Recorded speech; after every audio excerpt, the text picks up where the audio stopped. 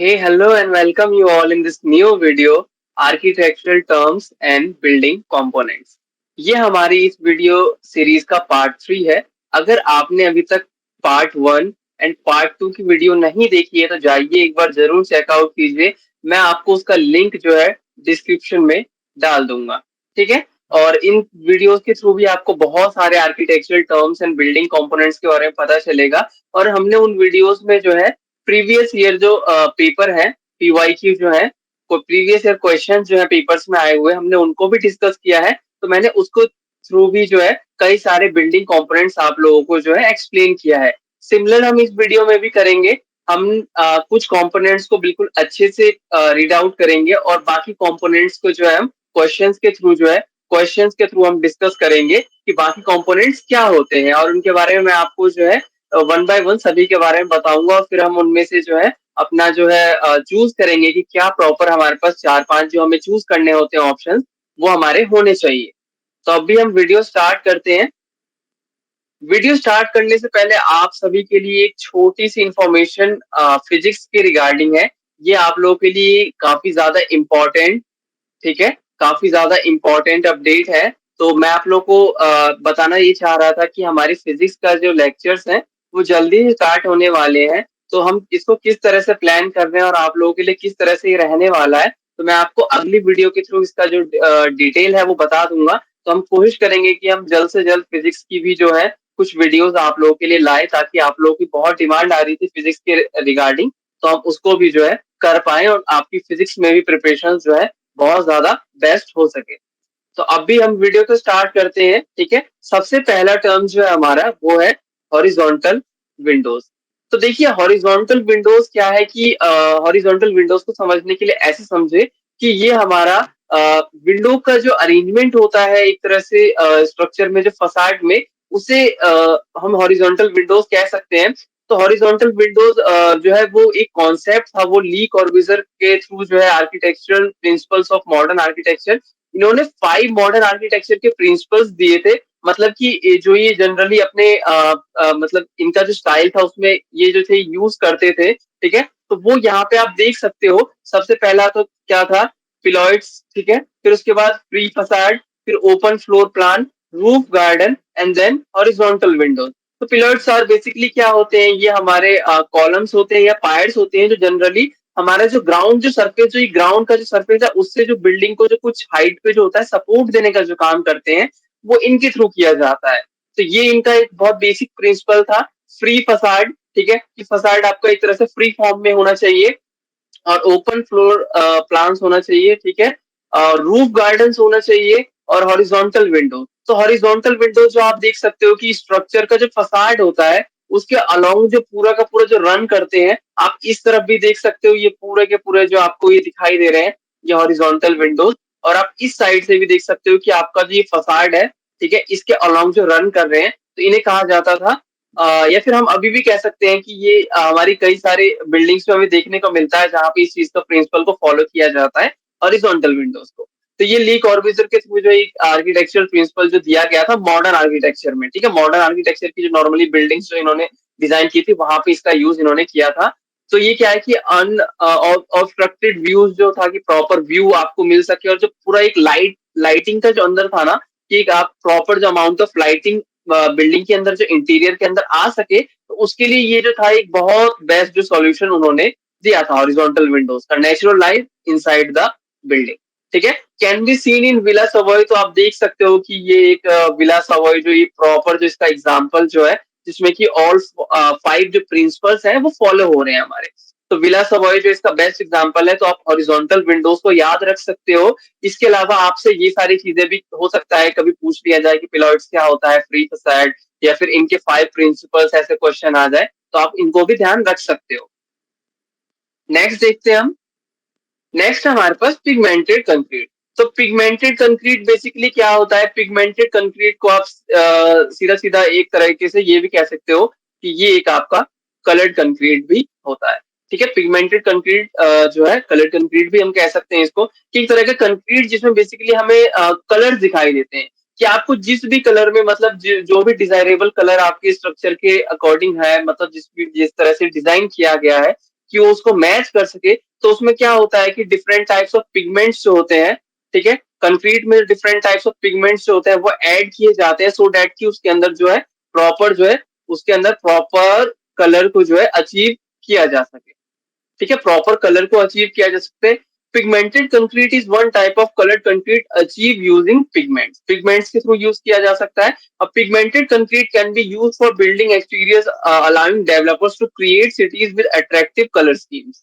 तो इसमें बहुत सारे जो कलर स्कीम्स मतलब यूज किए जा सकते हैं कि देखो जनरली हम कंक्रीट का अगर टेक्सचर देखते हैं तो नॉर्मल कंक्रीट होता है वो थोड़ा सा जो होता है ग्रे कलर का होता है, ठीक है, वो ग्रे कलर का होता है, बट इसमें अगर आप फसाड देखो तो आप जो भी डिजायरेबल आपको जिस भी तरह का कंक्रीट का जो कलर है फसाड में आपको चाहिए, तो आप ये पिगमेंट्स के थ्रू जो है वो कलर को अचीव कर सकते हो अपने फसाड में। तो आप इनकी बिल्डिंग्स भी एग्जांपल में देख सकते हो, कई सारी बिल्डिंग्स जो है ऑलरेडी बनाई जा चुकी है पिगमेंटेड कंक्रीट से, तो आप इसको भी जो है चेकआउट कर सकते हो। हम नेक्स्ट देखते हैं अपना, नेक्स्ट है व्यू फ्रेम, ठीक है। तो व्यू फ्रेम की मैं बात अगर करूं तो व्यू फ्रेम को समझने के लिए सीधा सीधा आप ये समझो कि आर्किटेक्चर में देखो जब हम बात करते हैं डिजाइनिंग में तो एक जो बहुत मेन फोकस वो क्या किया जाता है कि व्यू किस तरह से क्रिएट किया जाए, ठीक है। व्यू क्रिएट एक बहुत बड़ा मतलब मेजर जो होता है डिजाइनिंग में कह सकते हैं एक पार्ट होता है।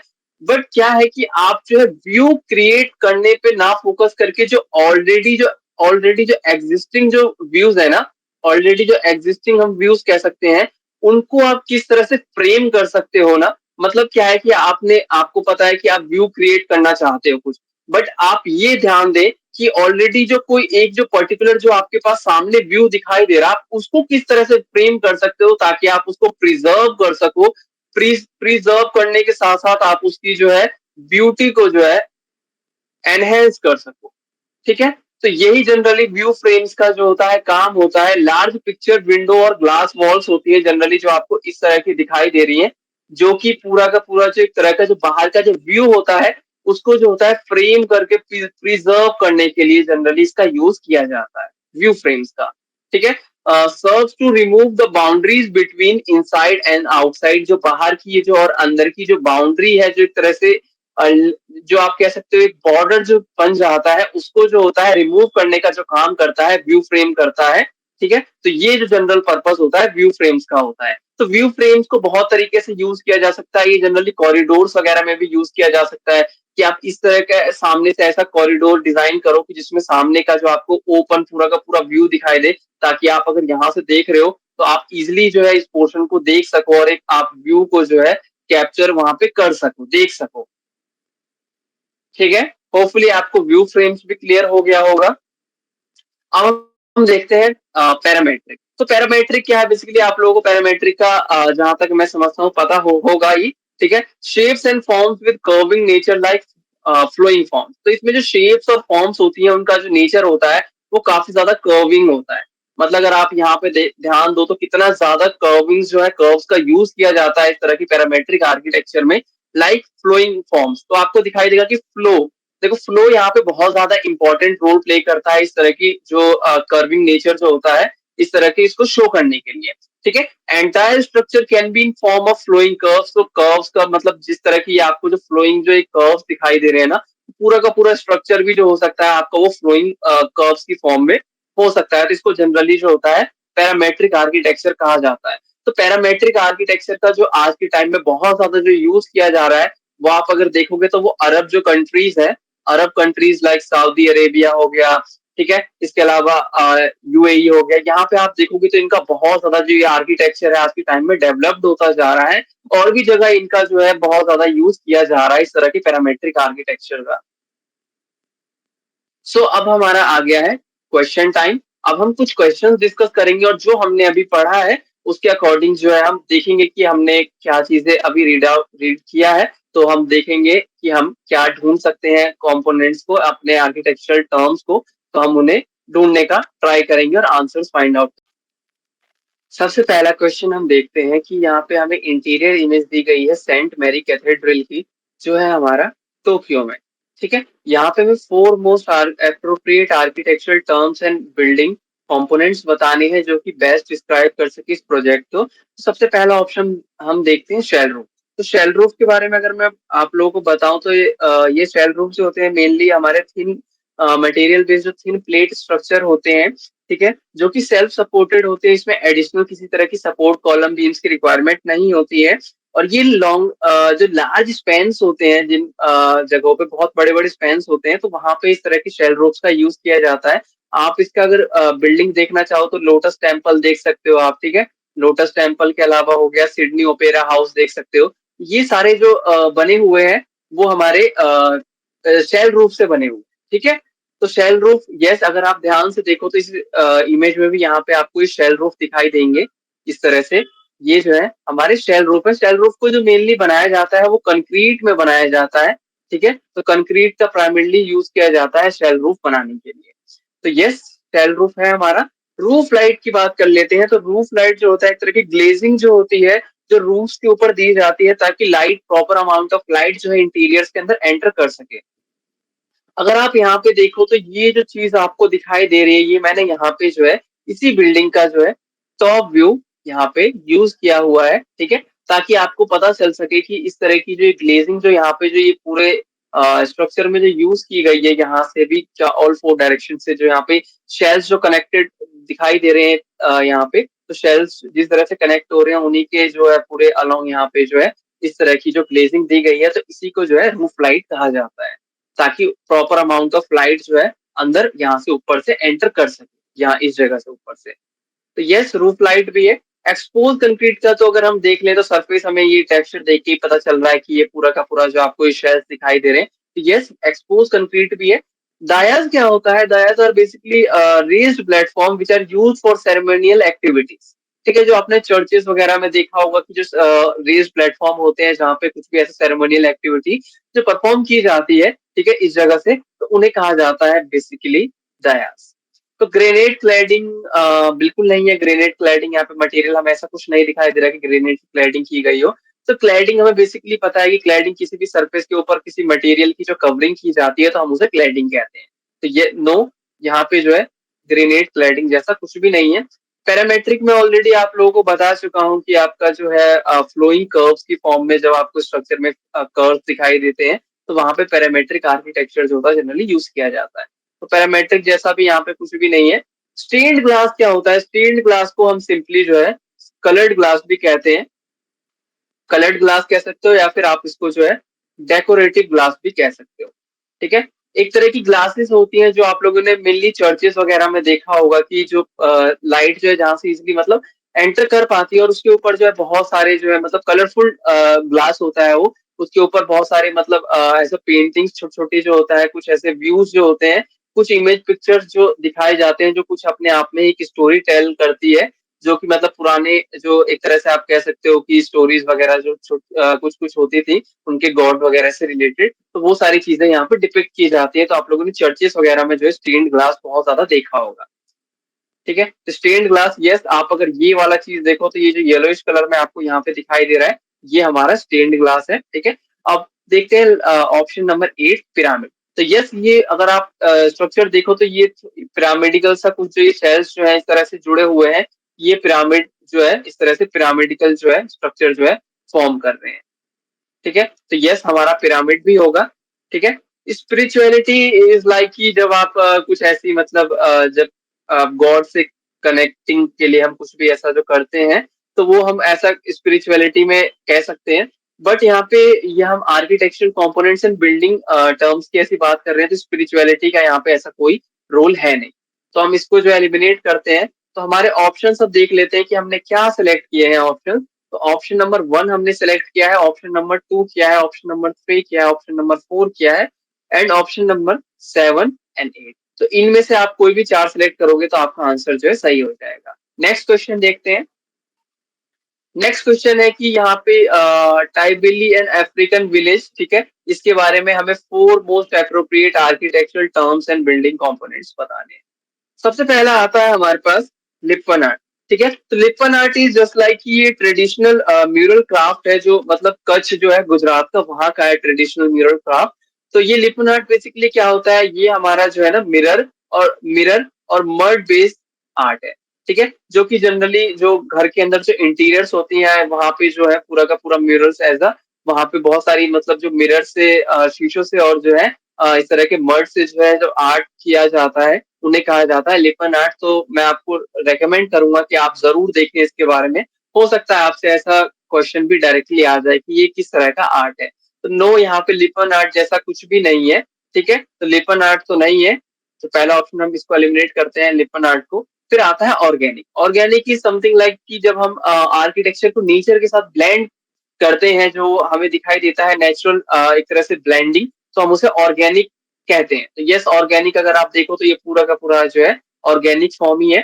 ठीक है, तो हम ऑर्गेनिक को कंसिडर करेंगे। दूसरा आता है, थर्ड आता है स्ट्रीट्स। तो नहीं, स्ट्रीट्स जैसा यहाँ पे तो कुछ भी नहीं दिखाई दे रहा है कि हम स्ट्रीट कह सकें।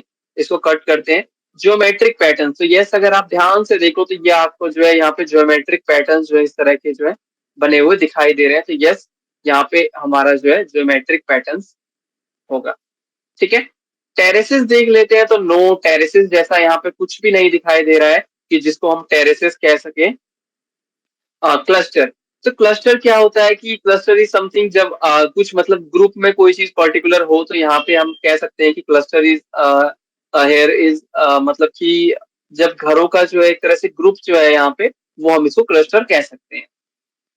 ठीक है, जो बिल्कुल आसपास हो। ठीक है, ये भी होता है कि आसपास होने चाहिए और ग्रुप में ऐसा होने चाहिए, तो उन्हें हम क्लस्टर कह सकते हैं। ड्वेलिंग्स, जो कोई भी ऐसी चीज मतलब ऐसा रहने के लिए जो जनरल पर्पज से हम रहने के लिए यूज करते हैं, स्टे करने के लिए, तो उसको हम ड्वेलिंग कहते हैं। तो यस, ये जो है ये सारे जो आपको एक घर दिखाई दे रहे हैं ये रहने के पर्पज से ही है। तो ड्वेलिंग्स भी होगा। एडोबी क्या होता है, एक तरह का ये जो होता है वो सॉइल बेस्ड कंस्ट्रक्शन होता है, जिसमें कि सॉइल के साथ में आपका राइस हस्क हो गया।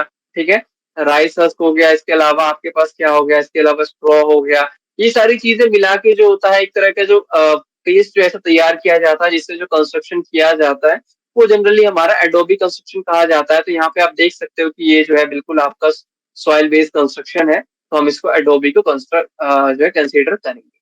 फिर ब्रिक स्ट्रक्चर देख लेते हैं। नो, ब्रिक स्ट्रक्चर जैसा यहाँ पे हमें कुछ भी नहीं दिखाई दे रहा है, तो ब्रिक स्ट्रक्चर हमारा नहीं हो सकता। तो ऑप्शन जो हमने यहाँ पे सिलेक्ट किए हैं वो ऑप्शन नंबर हमारे पास 2 है, ऑप्शन नंबर 4 है, इसके बाद ऑप्शन नंबर 6 है, ऑप्शन नंबर 7 ड्वेलिंग्स, और ऑप्शन नंबर 8 अडोबी।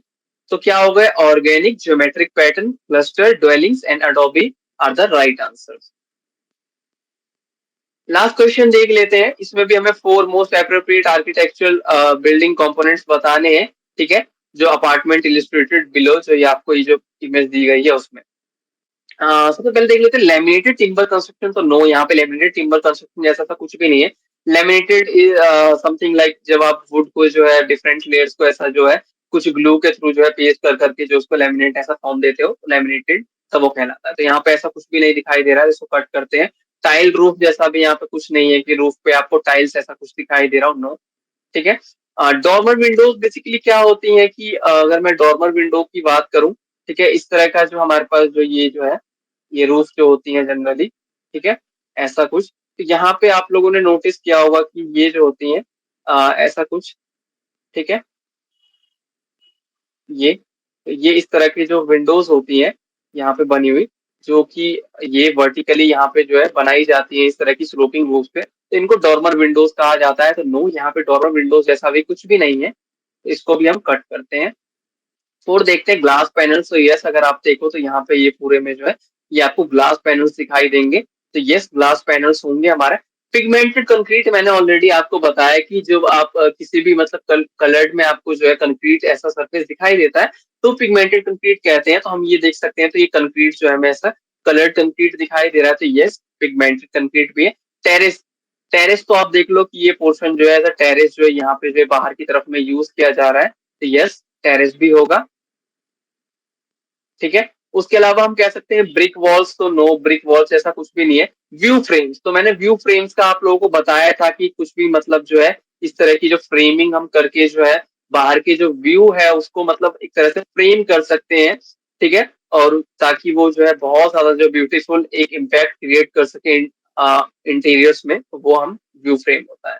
तो हमने ऑप्शन जो यहाँ पे सेलेक्ट किए हैं वो है हमारा option number D, option number E, option number F and option number H. तो ये हमारे राइट आंसर्स हैं। तो होपफुली आप लोगों को सारी चीजें क्लियर हुई होंगी। अगर आपको वीडियो अच्छी लगी तो जरूर लाइक कीजिए, ठीक है। लाइक्स बहुत कम रहते हैं तो प्लीज आप लोग कंसीडर कीजिए लाइक करना वीडियोस को, तभी हमें पता चलेगा कि आप लोग को वीडियो पसंद आ रही है या फिर नहीं। फिर आप शेयर भी जरूर कीजिए कि आपको जो नीडी पीपल्स लग रहे हैं, जो दोस्त आपके फ्रेंड्स वगैरह, उनको साथ शेयर कीजिए। और सब्सक्राइब नहीं किया है तो सब्सक्राइब जरूर कीजिए। हम मिलते हैं अपनी नेक्स्ट वीडियो में और फिजिक्स के